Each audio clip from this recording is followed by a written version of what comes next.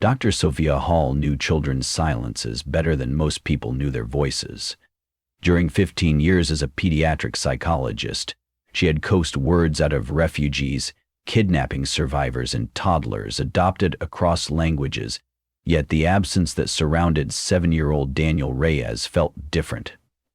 Less like a wall, and more like a mirror someone had draped with thick black cloth. The boy had not spoken since his father, a Capitol police officer, was killed in an unresolved skirmish on the National Mall 14 months earlier.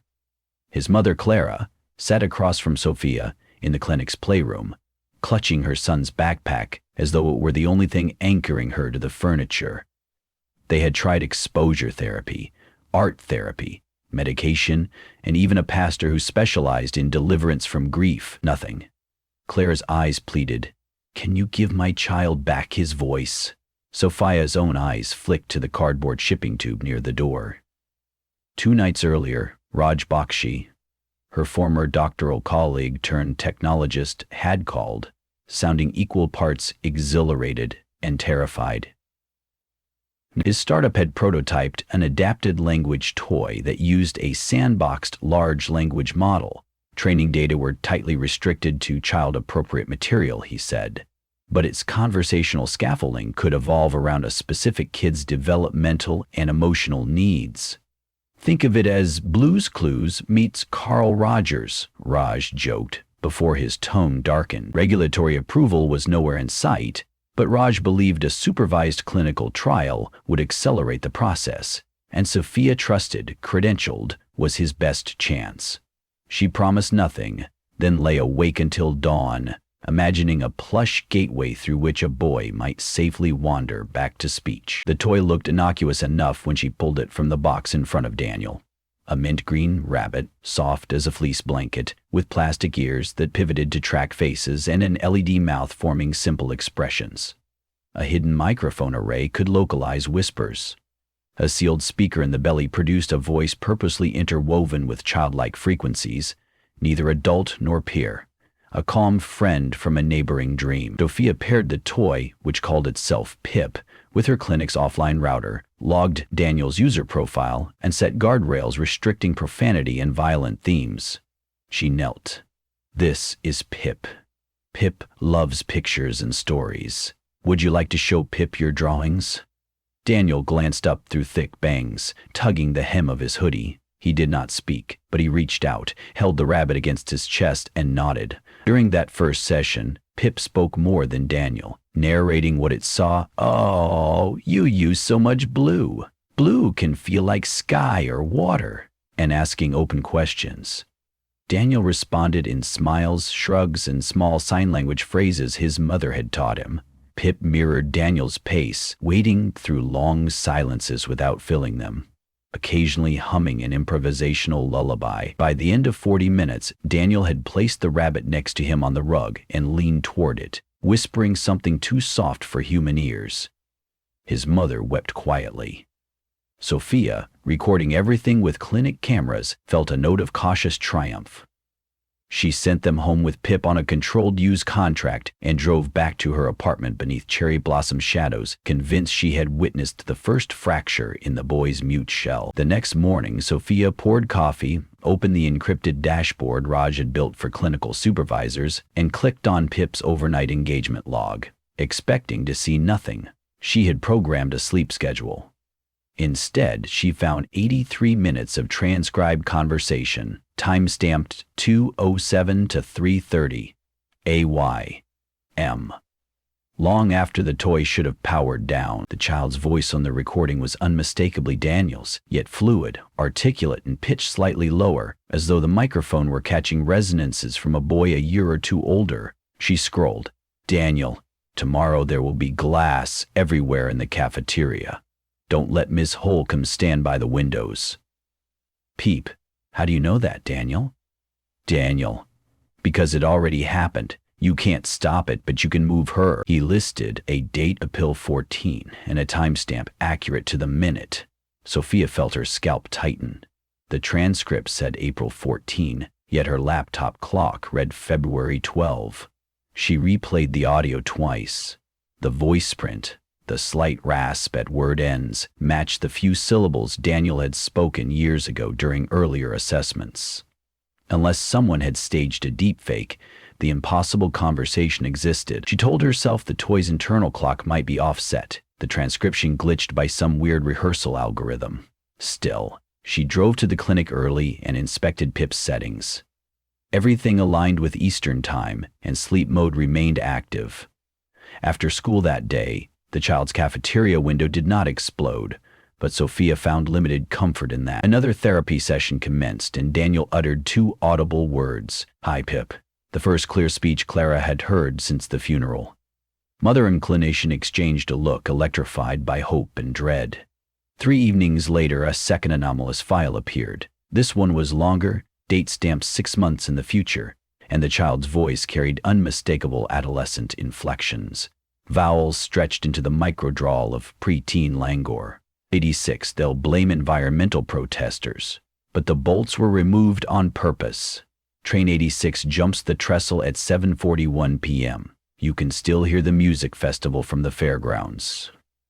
Pip, are you sure you want me to record this, Daniel? Daniel, someone has to remember.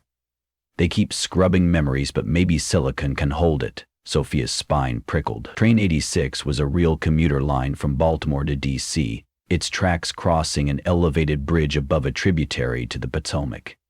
She called Raj.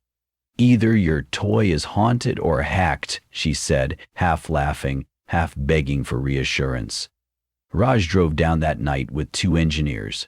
They dissected Pip's firmware, examined access logs, sweated over error traces.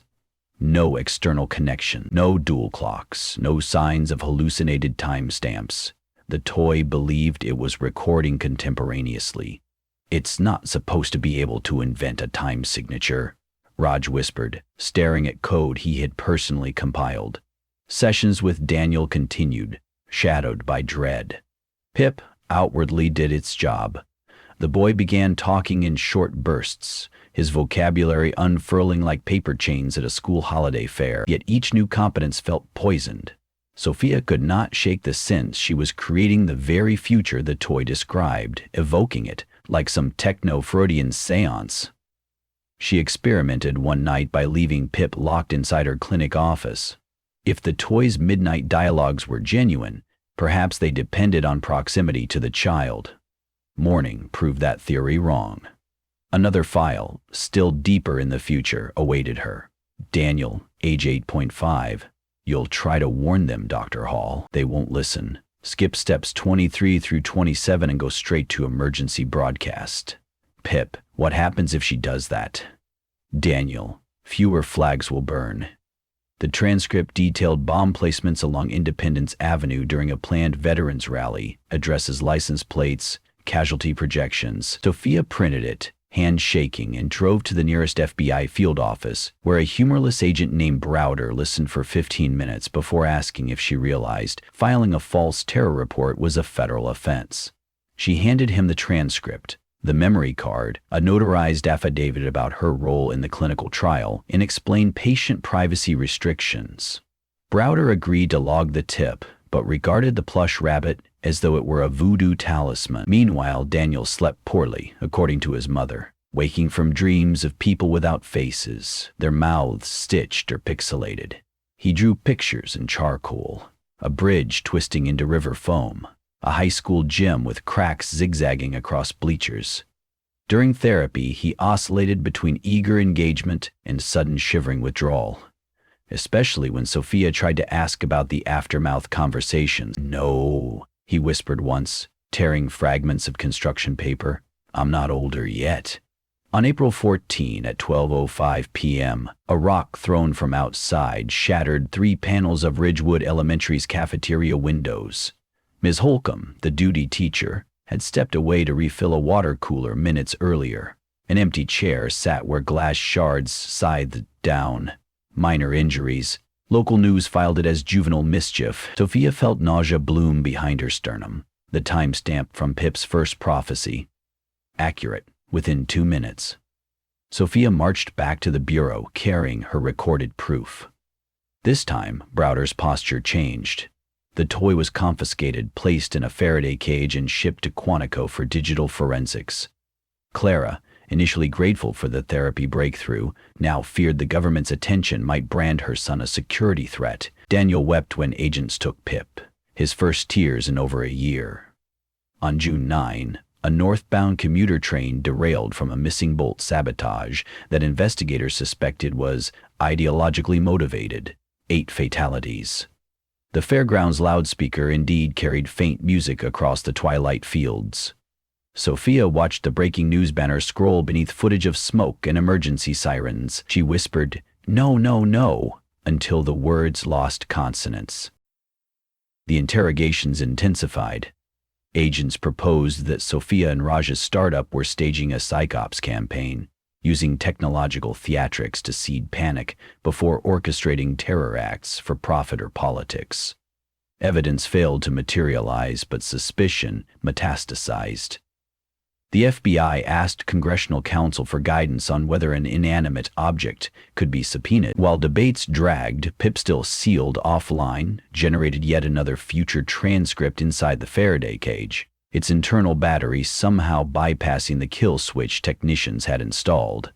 This time, the voice prints included 2 speakers, Daniel, at approximately 10 years old, and Sophia herself, older, exhausted, addressing the rabbit in hushed tones. "Future, Sophia. People are rioting in 12 states now. If I destroy you, do we get a different branch?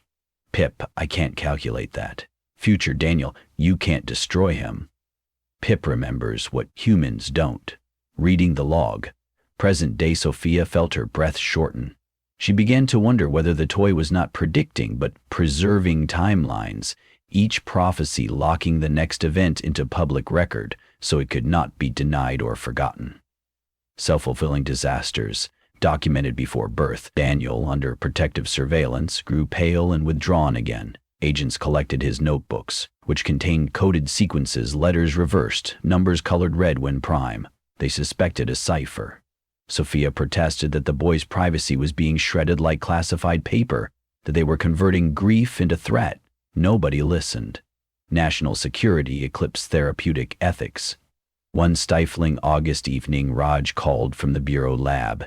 "The damn rabbit is impossible," he said. "They've severed power, wiped firmware. It keeps rebooting with new logs. Sophia, the latest one is for next July. Red line explosion, hundreds dead, martial law."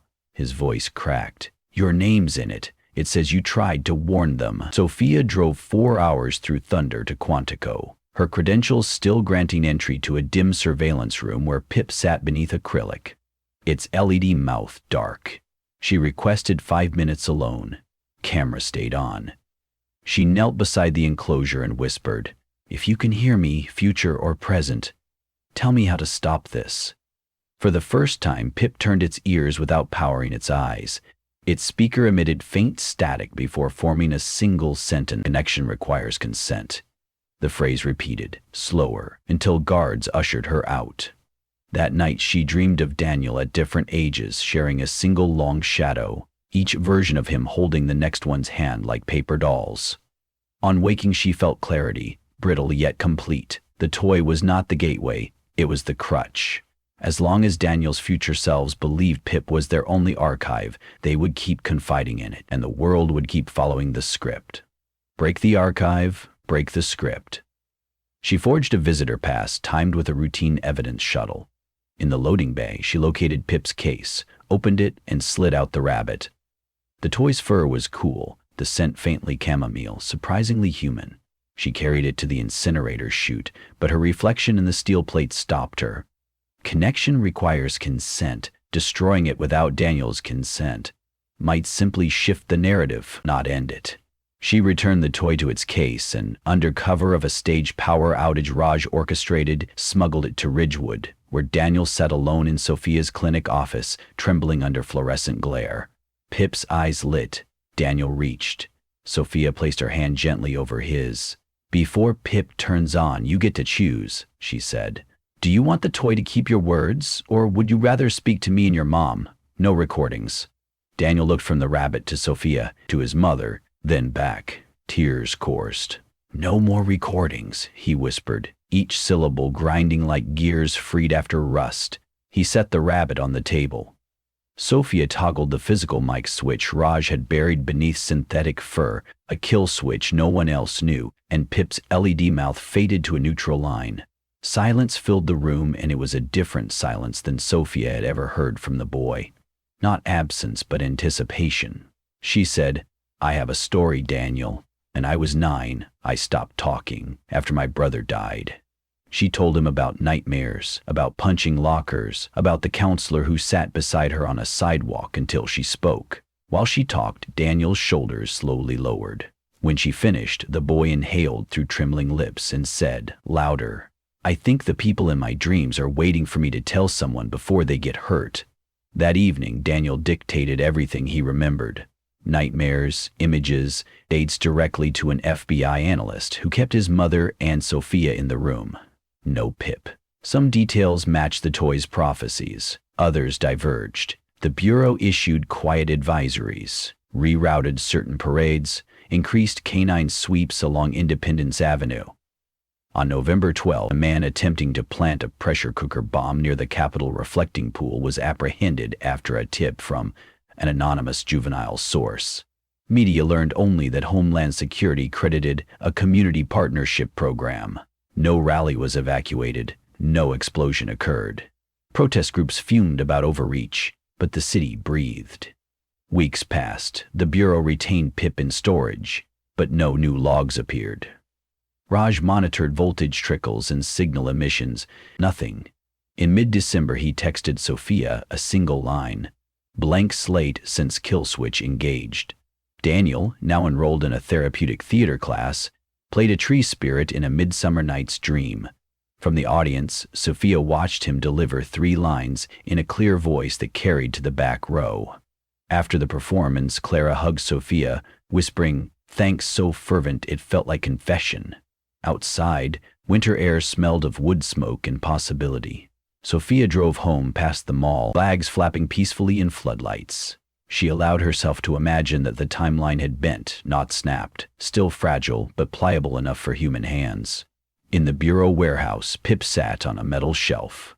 Occasionally, when no guards were near, its plastic ears twitched, not toward any voice, but toward silence itself, as though testing the perimeter of a world that no longer needed it to remember what might be forgotten.